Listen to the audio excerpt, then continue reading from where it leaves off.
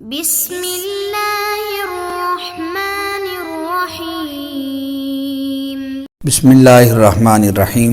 السلام علیکم ورحمۃ اللہ وبرکاتہ۔ عزیز طلبہ، آج ہم تعلیم المنطق کا سبق نمبر 38 پڑھیں گے اور ہمارے آج کے سبق کا عنوان ہے احکام قضیہ۔ جیسا کہ آپ جانتے ہیں کہ منطق کے دو مقصود ہیں، نمبر 1 معرف و قول شارح، نمبر 2 دلیل و حجت۔ منطق کا جو دوسرا مقصود ہے یعنی دلیل و حجت، یہ قضایا اور قضایا کے احکام کے اوپر موقوف ہے۔ تو اس سے پہلے قضایا کی بحث آئی، قضایا کی بحث پوری ہو جانے کے بعد اب یہاں سے احکام قضیہ کی بحث کی جاتی ہے تاکہ پھر آگے دلیل و حجت جو ان کے اوپر موقوف ہے اس کو صحیح طریقے سے سمجھا جا سکے۔ تو آج ہم احکام قضیہ کی بحث پڑھیں گے۔ تو قضیہ کے 3 احکام ہیں، نمبر 1 تناقض، نمبر 2 عکس مستوی، نمبر 3 عکس نقیض۔ آئیے پہلے ہم تناقض کی تعریف جانتے ہیں۔ تناقض کس کو کہتے ہیں؟ تناقض کا مطلب یہ ہے کہ دو قضیوں کا ایجاب اور سلب میں اس طرح مختلف ہونا کہ ان دونوں میں سے اگر ایک سچا ہے تو اس کی ذات تقاضا کرے کہ دوسرا ضرور جھوٹا ہوگا۔ جس کو بھی آپ چاہیں، آپ کسی ایک کو اگر سچا فرض کر لیں تو اس کی ذات تقاضا کرے کہ دوسرا قضیہ ضرور جھوٹا ہے۔ تو دو قضیوں کے اندر ایسا جو اختلاف ہے ایجاب اور سلب والا، اس اختلاف کا نام ہے تناقض۔ مثلا مثال کے طور پر ہمارے پاس 2 قضیے، عالم زید لیس بعالم۔ پہلے قضیے کے اندر عالم کا ثبوت کیا گیا ہے زید کے لیے، اور دوسرے قضیے میں عالم کی سلب کی گئی ہے زید سے۔ اب اگر ان 2 قضیوں میں سے ہم فرض کریں پہلے قضیے کو سچا مان لیں کہ زید عالم، یہ ایک سچا ہے، تو پھر دوسرا قضیہ ضرور جھوٹا ہوگا۔ اور اگر ہم دوسرے کو سچا مان لیں تو پھر پہلا قضیہ ضرور جھوٹا ہوگا، کیونکہ زید عالم ہے تو پھر لا عالم کا اس کے لیے ثبوت نہیں ہو سکتا، اور اگر لا عالم کا ثبوت ہے اس کے لیے تو پھر عالم کا اس کے لیے ثبوت نہیں ہو سکتا۔ اس کو تناقض کہتے ہیں۔ تناقض کی تعریف کے بعد آئیے تناقض کی شرائط کو دیکھتے ہیں۔ تناقض کے لیے کچھ شرائط ہیں، اگر وہ شرطیں پائی جائیں تب 2 قضیوں میں تناقض ہوگا، اگر شرط ناقض نہیں ہو سکتا۔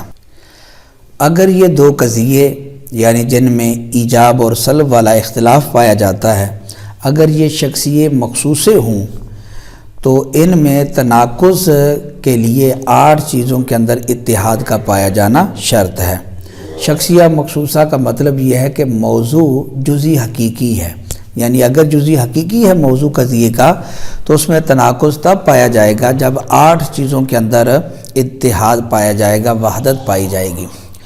وہ 8 چیزیں کیا ہیں؟ اس شعر کے اندر مذکور ہیں: در تناقض ہشت وحدت شرط داں، وحدت موضوع و محمول و مکان، وحدت شرط و اضافت و جز و کل، قوت و فالس در آخر زمان۔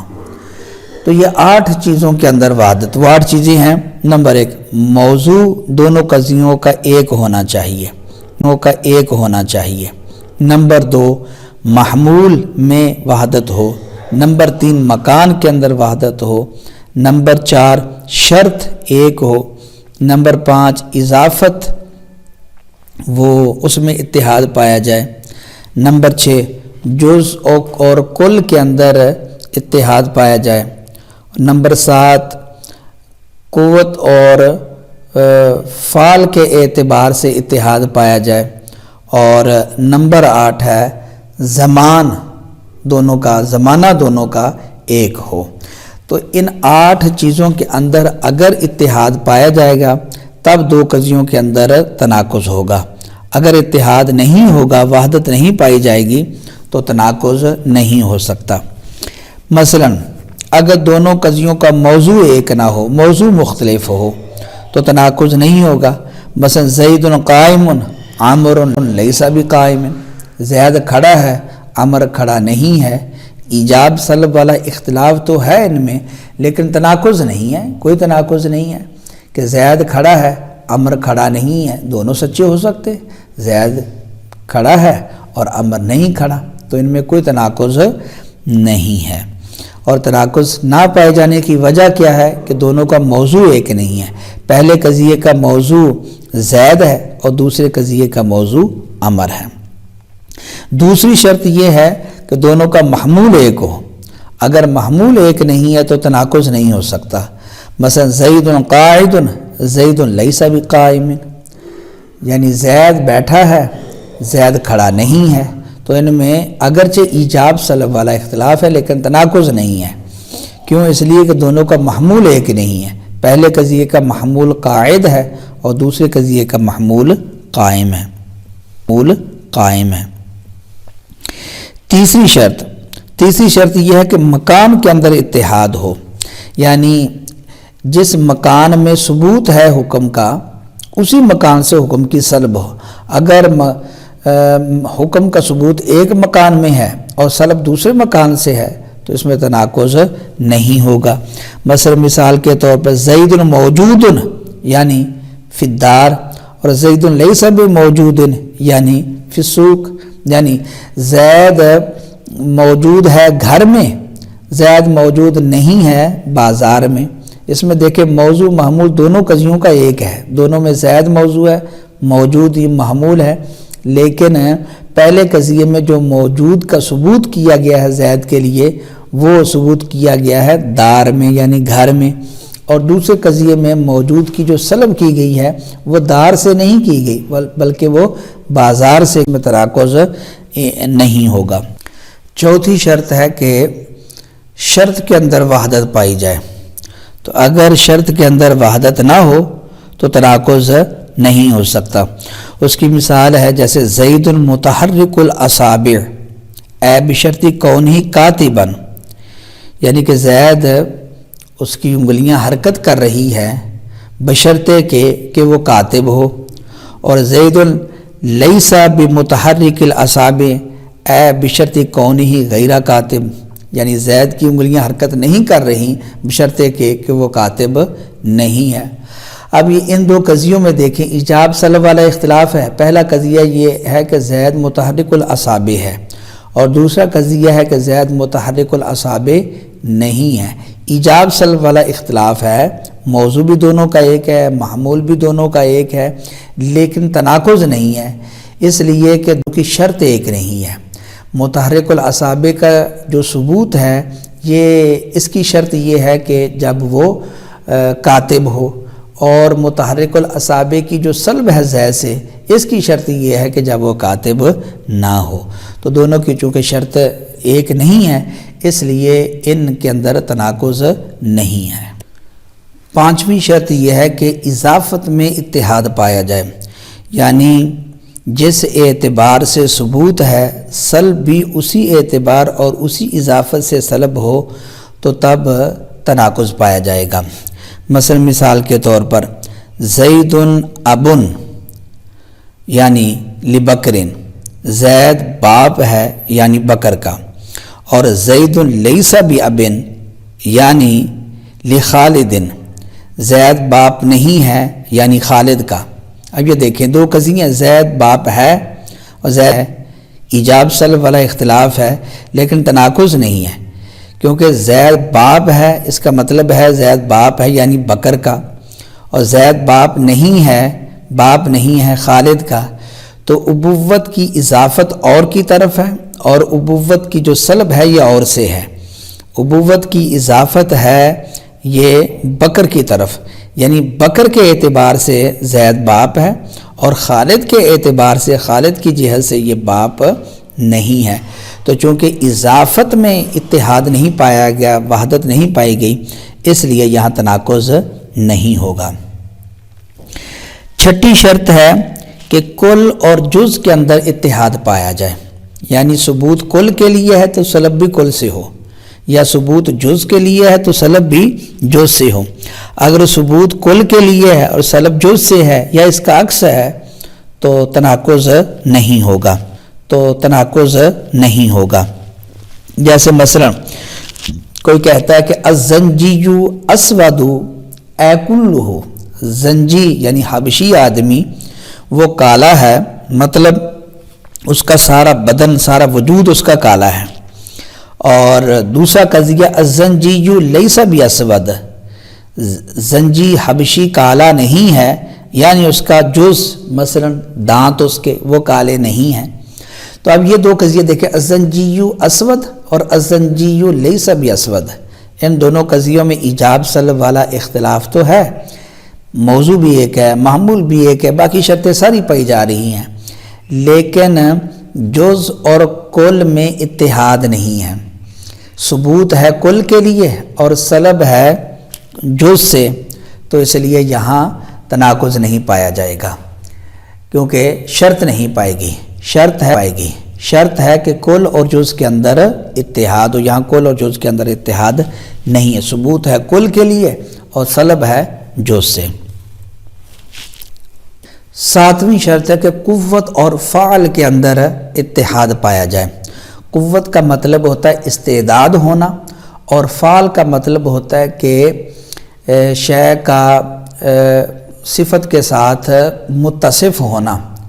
ایک ہے کہ صلاحیت ہے لیکن وہ چیز پائی نہیں جا رہی، وہ صفت کی صلاحیت ہے لیکن وہ صفت ابھی پائی نہیں جا رہی، اس کو کہتے ہیں قوت.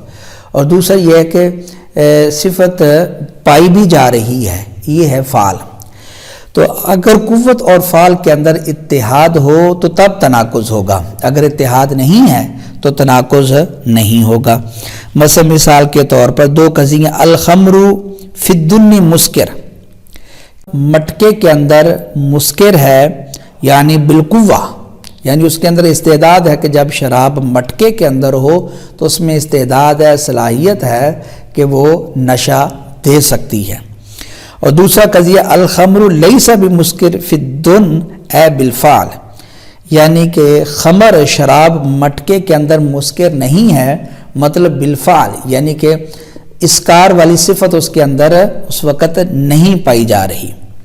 تو اب ان دو قضیوں میں ایجاب سلب والا اختلاف تو ہے کہ خمر مٹکے کے اندر مسکر ہے، خمر مٹکے کے اندر مسکر نہیں ہے.